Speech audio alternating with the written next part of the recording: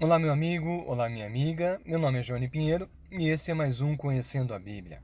Conhecendo a Bíblia dessa semana terá como tema o seguinte texto: E Deus enxugará dos olhos toda lágrima. Você já deve até saber de qual texto eu estou falando, né? Porém, antes de ler o texto de Apocalipse 21, eu quero ler um outro texto para você que fala basicamente da mesma situação.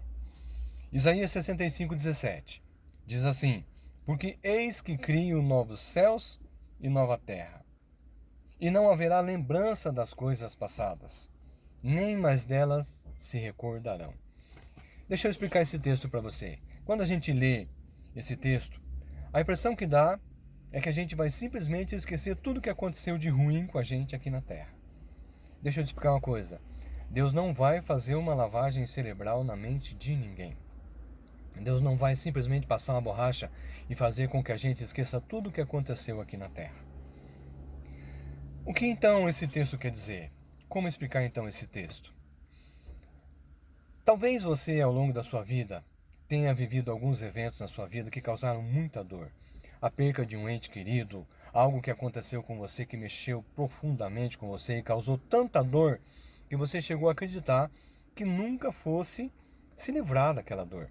Aquela dor não deixava você dormir, aquela dor incomodava o tempo inteiro e você chegou a pedir várias vezes para que Deus tirasse aquela dor de você, mas naquele momento Deus não tirava. E a impressão que você tinha é que você nunca ia se livrar daquilo. Mas com o passar do tempo, você vai perceber, você deve ter percebido, que aquela dor já não tinha mais o mesmo efeito de quando o evento aconteceu. Mesmo a perca de um ente querido depois de um longo do tempo, aquela dor dá lugar agora a uma saudade. E essa saudade dá lugar a uma esperança. A esperança da promessa de nosso Senhor Jesus Cristo da vida eterna.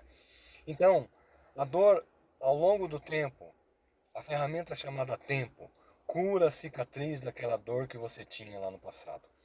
Ao passo de que lá na frente você até se lembra do evento, você até se lembra do acontecido, mas ela já não tem mais o mesmo impacto de dor.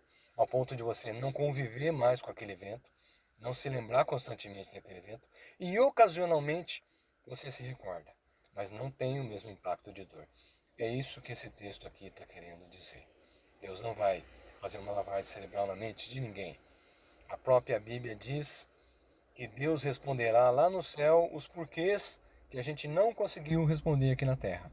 E para ele responder, ele precisa que a gente se lembre. Então a gente vai sim se lembrar. Quero ler para você agora então o que está escrito em Apocalipse 21. Eu vou ler o 1 e depois vou ler o 4. 21, Apocalipse 21, 1 diz o seguinte: E vi novo céu e nova terra. É João falando, a revelação que ele teve. Apocalipse significa revelação. E vi novo céu e nova terra, porque o primeiro céu e a primeira terra passaram e o mar já não mais existe. O 4 diz o seguinte: E Deus enxugará dos olhos toda lágrima, e não haverá mais dor, nem pranto, e nem morte. Vou ler de novo para você o que está escrito em Apocalipse 21, 4. E Deus enxugará dos olhos toda lágrima, e não haverá mais morte, nem pranto, nem clamor, nem dor, porque as primeiras coisas já se passaram. Queridos, o que significa esse texto de Apocalipse 21, 4? Que lágrimas são essas que Deus vai ter que enxugar dos seus olhos? Aqui, João está contemplando a Nova Jerusalém, a Terra Prometida, um evento que vai ser pós-juízo. Então não era para haver, o próprio texto diz, nem dor, nem morte, muito menos lágrima. Mas que lágrimas são essas então que Deus vai ter que enxugar dos seus olhos? Deixa eu te explicar uma coisa. Eu tenho uma pregação sobre esse tema. E nessa pregação eu uso um vídeo, que é o vídeo final do filme A Lista de Schindler. Eu recomendo você assistir. No filme A Lista de Schindler, Schindler é o dono de uma indústria, de uma empresa alemã, e ele pega ali aprisionado alguns judeus por conta da Segunda Guerra Mundial, e ele usa esses judeus para trabalhar para ele como escravos, né? De graça, ali na fábrica. Mas ao longo do decorrer da história, da guerra, e no filme cita isso, o Schindler acaba amando aqueles judeus, se aproximando tanto daqueles judeus que ele já passa a não ter mais eles como escravos, assim como amigos, como alguém próximo deles, né? E ele então passa a tratar aqueles judeus como pessoas próximas. No decorrer do filme, acontece um evento no qual o Schindler não está na fábrica. E um dos comandantes da guerra vai até a fábrica e leva então preso, leva aprisionado esses judeus da fábrica. Quando o Schindler aparece na fábrica, ele não encontra mais ninguém ali. Então ele pega uma lista, é por isso que o nome original é The List ou A Lista. E aqui no Brasil ele é traduzido como A Lista de Schindler. Schindler então pega uma lista. E com essa lista ele vai atrás desse comandante da guerra que levou cativo, então, que levou preso todos os judeus que estavam na fábrica dele. E ele compra de volta cada um daqueles judeus. Ele leva de volta para a fábrica para continuar cuidando deles até que a guerra se acabe. Ele compra de volta cada um dos judeus. Querido, deixa eu te lembrar uma coisa. Cristo fez a mesma coisa por mim e por você. Esse mundo foi criado para que a gente viva nele.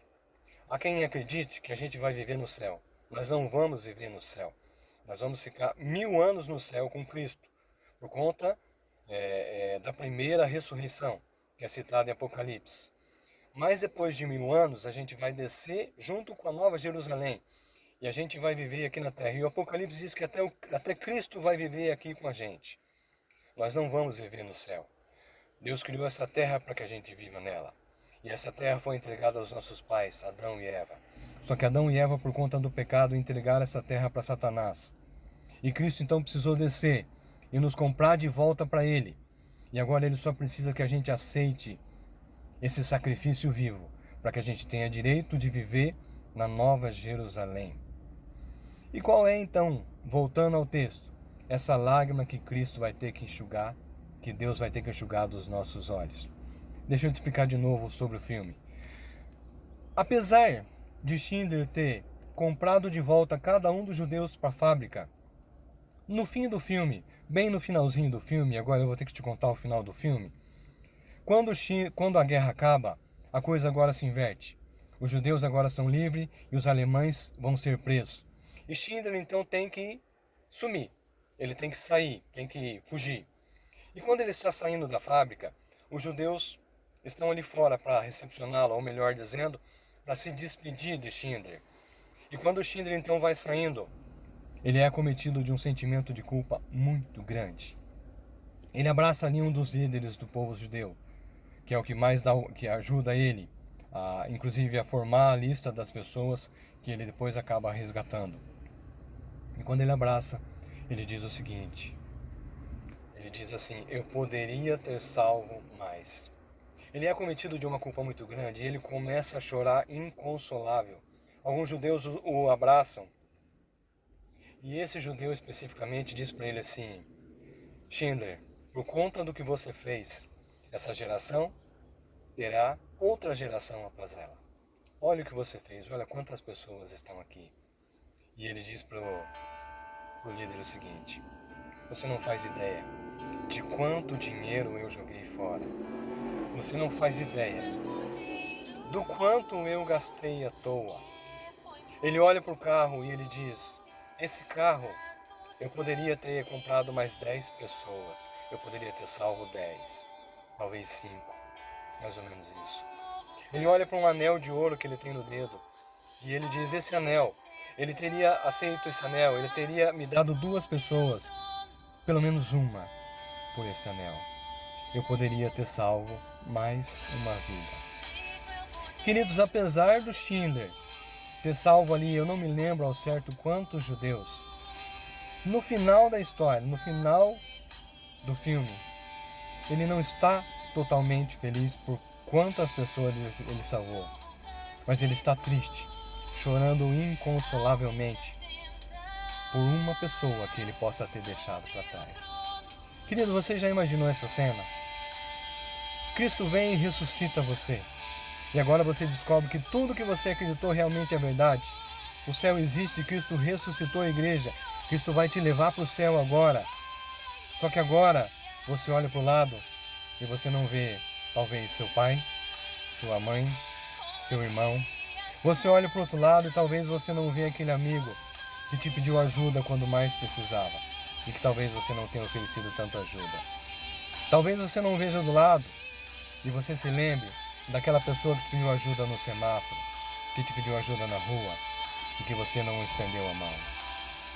Talvez sejam essas lágrimas que Deus tenha que enxugar dos seus e dos meus olhos. Queridos, eu tenho muita esperança de estar ali naquele dia, mas eu sofro só de pensar na hipótese de chegar ali e realmente confirmar que tudo isso que a gente acreditou é verdade e perceber que eu poderia ter levado mais gente junto comigo para o céu. Eu poderia ter salvo mais um, assim como Schindler salvou. Que Deus toque o seu coração nesse momento, que você entenda que se a gente viver verdadeiramente acreditando em tudo que esse texto diz, a gente não vai ser tão ganancioso a ponto de ficar guardando riquezas, se preocupando simplesmente com a gente. A gente vai tentar e vai fazer de tudo para alcançar mais pessoas para o reino do céu. Que Deus abençoe sua vida. Que você tenha uma ótima semana.